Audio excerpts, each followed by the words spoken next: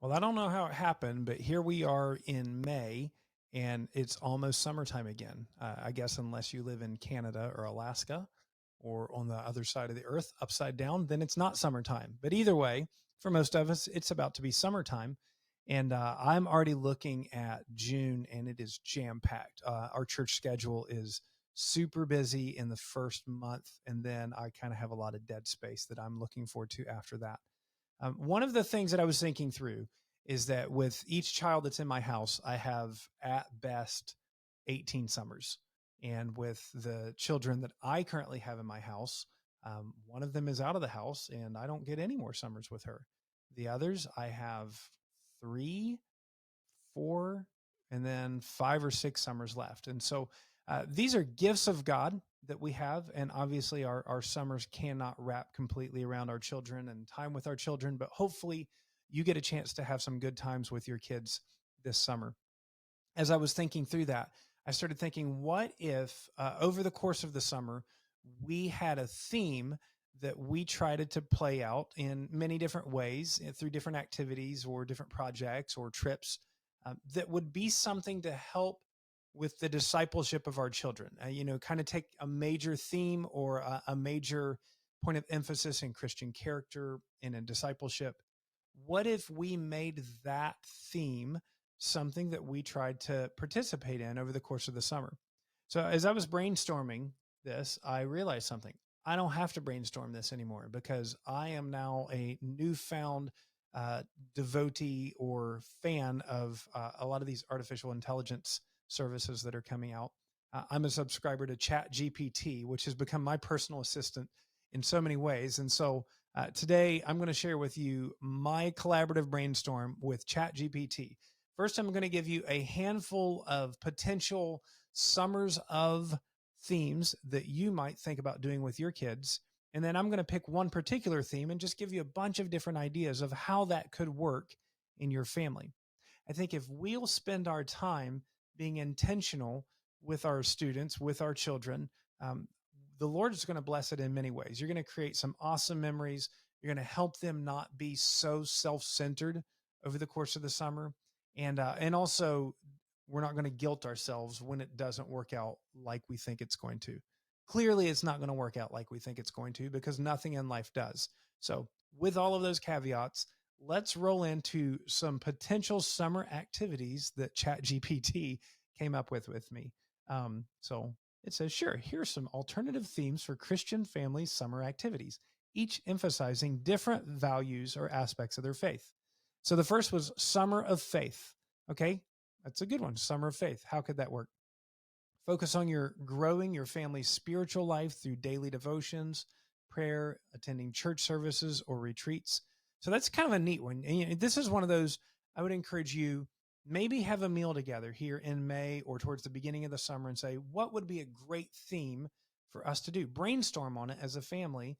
And then how would we play that out? So Summer of Faith would be a great one. Summer of Service. Maybe this summer can be the summer of service for your family, where you engage in community service, mission trips, or mission projects together, both locally and globally. One of the great joys I have of being a youth pastor is I get to take my kids on mission trips. I know not everybody has that kind of summer flexibility, but if you have a chance to go on a mission trip and take your children and take your family, there's no vacation that I do that I end up having greater memories at the end of the year than our mission trips together. And my kids will say the same thing. My son, Micah, got to go with me to Nashville last summer. And when you ask him what was his favorite thing that he did all summer, we went to church camps, we had vacation in the Keys together. He says it was going to Nashville. I've taken my kids to Baltimore. I've got to take my kids to India with me before. It's life changing. It's absolutely worth it. Summer of Service. That's a great one. Summer of Creation Care. ChatGPT thinks we ought to think about that. How will we do that? Emphasize environmental stewardship by participating in eco-friendly activities. This is my artificial intelligence robot telling me that. Learn about sustainable living and caring for God's creation. I do think that's actually a really good idea. The Bible says that God created everything and he created it good. And now we live in a cursed world, but God has put humans as the representative reign. We represent Jesus as we reign and rule over his creation.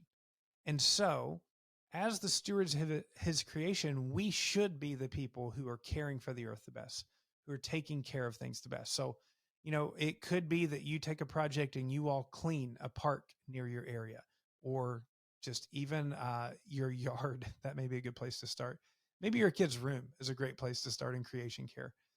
But come up with ways, how can our family help take care of the earth, not be as destructive, not be as wasteful in our spending or in our, consumption of things. I think that'd be a great way to spend the summer. Summer of fellowship. I love this. Strengthen bonds with other Christian families, friends through gathering together, regular gatherings. I know, like in our church, the regular activities of the church, besides camps and retreats, a lot of them ramp down. We still have our Sunday gatherings, but a lot of our midweek gatherings, they don't happen because our volunteers are in and out so much. So it creates opportunities for spontaneous gatherings or small group gatherings that wouldn't happen otherwise. Maybe this summer can be the summer of fellowship where you host your friends and family together and, have people over to your church that you wouldn't normally have. Have a widow over for dinner, or have a couple of widows over for dinner. If you are in a particular niche in life, you are married and you got little kids, host a college kid who would love a home cooked meal. Fellowship with people outside of your normal. And then a lot of times it's great to just get, a set of questions or creative cards. We have a lot of different family dinner conversation cards that we use. Spur that together. Ask how you can pray for them, pray together, and then play together. Summer of discipleship. That's another good theme. How would that work? Mentor and guide your children in their faith by exploring different aspects of Christian living, such as prayer, worship, evangelism, loving one another. Find specific ways that, maybe in your discipleship, you have family worship together. Maybe one day you put together a reading or devotion, and the next day or the next week, you let one of your kids do it. Maybe you act out Bible stories together. Maybe you go together and prayer walk your community. That's a, important part of discipleship. And if you interact with somebody along the street in your community, say, hey, we're just praying through our neighborhood. How can we pray for you? Summer of discipleship is a great one. Basically, what is discipleship? It's learning to be a follower of Jesus and obey what he says and tell others about Jesus. So any activity that you brainstorm in that could be summer of discipleship. Summer of gratitude. I love this one. Summer of gratitude. Encourage your family to recognize and give thanks for God's blessings, keeping gratitude journals, sharing daily blessings at dinner. Maybe you have like a prayer request whiteboard or a prayer request journal or something that you keep up, and not just put the prayer request up, but as they're answered, you put them down and then spend time of praise together. Maybe one of the ways that you do a summer of gratitude is every week or even every day, however you want to do it, take time to make a phone call or write a letter to somebody that you show appreciation for, or put together a little gift basket to give somebody. I think, just anything that you can do to be intentional on gratitude is going to change your heart. It's going to change the heart of the people that you're interacting with, and it will change your children. If we work on being gracious, thankful, if we work on those things, then there's just less room to grump. So the anecdote for being grumpy and malcontent is to learn to be thankful, be a tour guide this summer for your family of all of the different ways and things that we can be thankful for. Summer of worship. I love that one. How could you do that? You could attend different churches or Christian events, explore various worship styles. I have grown up in a Baptist church. I've taken mission trips and had other experiences where I've got to go and participate in inner city Black churches. And it's just such a phenomenal way that they worship the Lord together. I've also gone to Presbyterian church, and the joke was like, in the spirit, in the power, in and out in just 1 hour. And I was just shocked at how much they got done in 59 minutes and 42 seconds. And it was beautiful. Pipe organ, hymns, and, being able to experience the worship of God in different ways was wonderful. But worship is not just singing songs. Worship is obedience. It's sacrifice. It's, it's the way that we love other people. It's the way that we die to ourselves and share the gospel with people. So you can make this a summer of worship as your theme. And so sit down and have a dinner together and plan out what are all of the different ways that we're going to aim to worship the Lord this summer. Summer of Christian art. Ooh, that's cool. Chat GPT is so cool. Comes up with awesome things. Summer of Christian art. Discover the beauty of Christian art, music, and literature, and encourage your children to express their faith creatively through various mediums. So I can already think of a lot of cool ways that you could do this. One is Christian art, music, explore and research and take part in listening to different kinds of Christian worship music. If your children play or on the front end, play music together, explore different artworks. Some of the most gorgeous artwork in the history of the world has been for the sake of Jesus. And in that artwork too, I think sometimes architecture and realizing that people have built buildings, sometimes extravagantly, sometimes unnecessarily, but some of them have done it to honor and glorify God. And that's kind of a cool way to be a tour guide, is show your kids that. And then getting them in the participation spirit.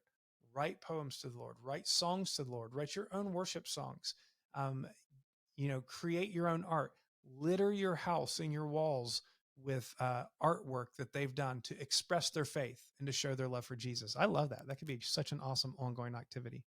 Summer of pilgrimage. Ooh, that's cool. Plan a family trip to visit historically significant Christian sites. So I don't know what that would be in the United States, but you can figure it out. Or if you are around the world, some of these, plan a trip to Israel. Okay. Yeah. Go do that for your summer. But even just traveling together to, maybe this could be a cool one. If you have had spiritually significant events in your life, then maybe you can take your kids on a journey, a trip to those, and help share with them. This was the experience I had, and this was why it was so meaningful. So those could be cool ideas together. A couple more that Chat GPT didn't come up with, but I thought through. One of those is just a summer of rest where, man, this is huge. And this is what I'm hoping for the second half of my summer, where we just unplug from doing and doing and doing, where we have far less agenda and we just rest. Doesn't mean we don't do things, but maybe we don't do as much. Maybe we do unstructured things, unplanned things, and just kind of decompress and let that steam come off. One of the things that's just wild is we think about the Old Testament being full of rules and how difficult that would be to follow all those laws. At the same time, Israel had a mandated day of rest every 7 days and mandated weeks of rest where they were to do no work and they were to have a festival and they were to celebrate. And then even years of Jubilee where they were years of rest that the land would have, and a Sabbath rest for their fields every 7 years or so. So God designed in his law that we think is so hard to obey, mandatory times to rest and to refresh and to remember that we are not the center of the universe and that the Lord is the one that sustains everything. So I love a summer of rest. And then finally, the last one was a summer of generosity. Summer of generosity. What if you took this summer and made it a summer of generosity where you and your family thought of as many different ways to be generous, to be rich in the things that the Lord has given you? One of the ways maybe you start that is reading in 1 Corinthians, the passage on generosity. Maybe you read in Malachi, where God says that Israel was robbing him by not bringing in their tithes and offerings. Maybe you go to read in the Gospels, the radical generosity and how the Lord rewards those who are generous and faithful. And then here's just a bunch of ideas old Chat GPT helped me come up with on Summer of Generosity. There's like 20 ideas here, so don't do them all. Do the ones that you think would help promote generosity in your own family. Volunteer at a local soup kitchen or food pantry. Go serve as a family to do that. Maybe the volunteering is you create meals that you bring to them, or you collect items from your own pantry that you donate together. Start a community garden and donate the produce to those in need. That's super cool if you have the ability to do that. Organize a neighborhood cleanup day.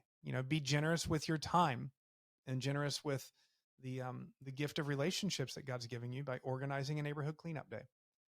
Visiting a nursing home or a senior center, or even just the widows and shut-ins of your church, visiting them and spending time.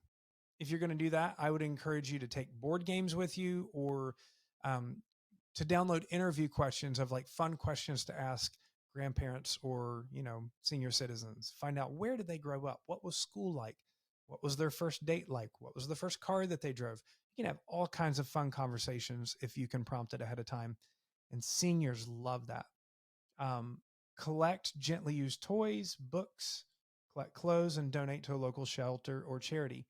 One of the big things in our community is donating to the foster closet. We have a huge foster community in our area, and endless need as families sadly are breaking up, and there's a greater need for foster care. So donating the kind of clothes where, if your children, God forbid, were ever put in foster care, let's say that something happened to you and there was nobody to take them, what are the kind of clothes, what are the kind of toys, what are the kind of items that you would want them to receive to know that they're loved and cared for and thought for? Set up a lemonade stand. Those are awesome. But instead of keeping the money, donate the proceeds to a chosen cause. Write letters or create care packages for soldiers stationed overseas. That's a super awesome one. I was in the military for a little bit, and getting letters was such a huge boost for me. Participating in a charity walk or a run as a family. Hey, two birds with one stone. You get to exercise and be generous together. Sponsor a child in need. They're a reputable organization. We sponsor entire homes in our family instead of a particular child. We donate to Hope Givers, Hope Givers International at www.hopegivers.org. And you can sponsor, and the money goes to cover the whole home instead of an individual, because truth is they're going to give the money to the whole home anyway, not just one child. Help an elderly family or disabled neighbor with yard work or chores. There is this Twitter account that I follow. I can't think of the name of it now, but there's a guy that does a 50 lawn challenge, where if you, as a child, as a young kid, a teenager, will mow 50 lawns for elderly or disabled people, he will come personally to your house and deliver you a brand new lawnmower and weed eater for you to have your own lawn business. So what an incredible thing. It really, like, 50 lawns is a lot, but you could do it, and you could start this summer. Create homemade cards or artwork to deliver to a local children's hospital. I have experience with that as well, as my son was in leukemia treatment. We wallpapered his hospital room with cards and letters and artwork that people sent us, and it just brightened our time and day. Foster or volunteer at an animal shelter. Ooh, I love that. Or help care for neighbors' pets. Set up a little library in your community to exchange reading. Make regular visits to the nursing home. I think Chat GPT already told us that. Organize a family or neighborhood clothing swap to perpetuate sustainability. That's kind of cool. Instead of your kids getting new clothes, just trade them out with all the other kids who are tired of their clothes as well. Teach your children to cook so that they can make simple things for their friends or neighbors as a show of hospitality. When my daughter Brooklyn was little, we learned to make what we called hospitality cookies. And it was this special, I think it was like the Neiman Marcus cookie recipe. And we made hospitality cookies that we would give to neighbors and provide for people as they came over. And it's about as advanced as cooking as I ever got. The other thing is just generosity is certainly with our actions, and it's with our words of encouragement, writing letters of encouragement, saying kind things to one another and to those who need it. But it's also giving our money, right? So I don't think that I can honestly honor the Lord with generosity if it doesn't come out of my wallet as well. So I would encourage you, in your summer of generosity, if that's what you pick, help your kids learn to be, not just give to a special cause, but if they're part of the church, teach them to tithe. The tithe is a training wheels. It's not a command in the New Testament, but it's a heck of a training wheels. And I can tell you this, that it's a whole lot easier to learn to give a dime on a dollar or a dollar on $10 than it is $100 on $1,000, or $1,000 if you made $10,000. So learn to give regular, habitual giving to your local church. if you're a part of a local church. Your church has light bills, your church has electricity, your church has pastors that they pay for, your church has missionaries that they support. And it is never too early to teach your children regular habitual generosity. And maybe this summer is when you do that. So there we go. In 20 minutes, I've given you, what is this, like 10 or 11 different potential summer themes and about 20 ideas in one particular theme. And so now here's your challenge. Go to your family, talk about a theme for the summer. How are you going to honor Jesus and and encourage discipleship in your household by picking a summer theme? How are you going to have fun with it? I want to hear about it. I want you to email me. You can sign up for my Things for Thursday email at things, text the word things, THINGS to 66866. And I'll send you ideas as I get them for what to do over the summer. You can email me at jay@letsparentonpurpose.com and tell me the great ideas that you have, and I'll share them with the Things for Thursday community. Have fun with it. You don't get that many summers with your kids. Make this one count, not just in your time together, but for the Lord.